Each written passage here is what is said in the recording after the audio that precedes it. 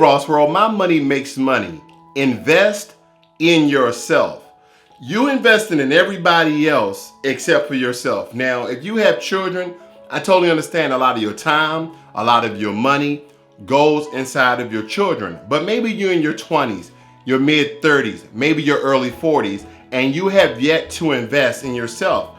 And I'm not just talking about the stock market, guys. I'm talking about your health. I'm talking about your mental stability. But in most important of all, I'm talking about your financial stability. See, one day you're going to hit 50. One day you're going to hit 60. One day you're going to reach 40. One day you're going to reach 50. And then soon you'll be at 60 and you don't want to work anymore. But you have nothing to fall back on. And you're like, I need a plan. I need a plan. See, the thing about it is you are worried about everybody else and what they're doing. Your friends, your families, things on social media, on TV, movies, your reality shows. What about you? Have you invested in yourself? And see, the first step is the most common nationwide percentage that people give out is 15% of what you make. You put that in savings, you put that in investments, right? And so one of the biggest commodities of the United States of America is real estate. Because not like Dubai, right? Dubai just go out and make artificial land. Like they made an artificial world in shape of little islands, right?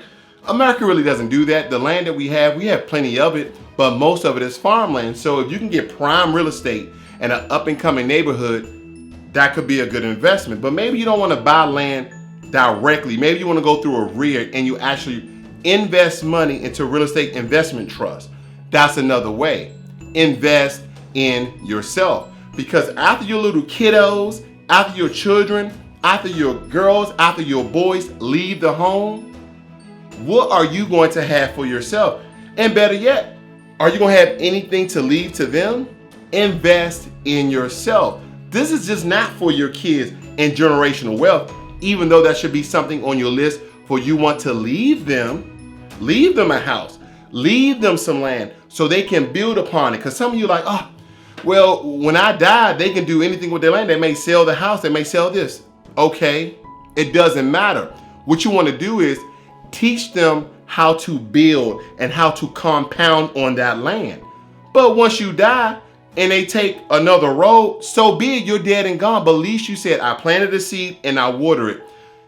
One of the greatest joys in life is planting the seed, watering the seed, and never seeing it grow. You're like, what?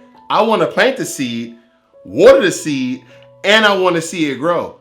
No, sometimes when you plant the seed, water the seed, your generation, even your kids may not see it grow, but it's future generations. And this is how you create generational wealth. Invest in yourself. See, you are an extension of your family. So when you invest in yourself, you also invest in your kids, and your kids invest in their kids, so on and so forth. That's creating generational wealth by investing in yourself. But you have to start. You have to start. Now, you can't afford 15% of putting your money into investment. Start off with 5%. Start off with 3%. I don't care where you work. I don't care the industry. I don't care the job. I don't care nothing about all that jazz. What I care about is if you have money to go blow at the bar, go blow at the club, or buy expensive clothes and shoes, then you have 5% of your yearly salary that you can invest into ETFs, index funds, and individual stocks. Yes, you do. So instead of putting all your value, say, you know what?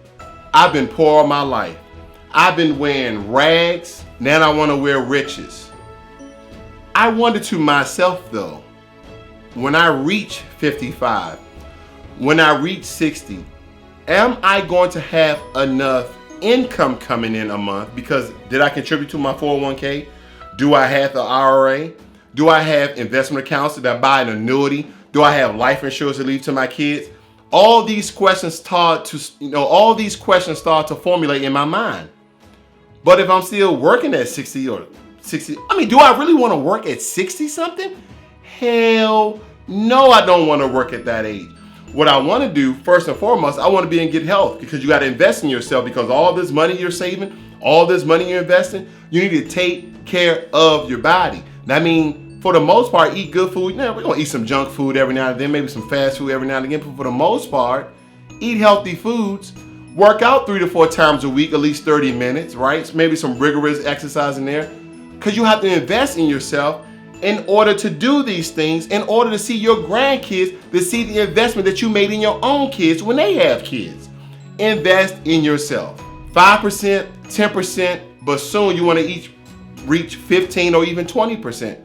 Because the more money you can invest now while you're working and doing well, the more money you have in your retirement to do exactly what you want. And that could be absolutely nothing.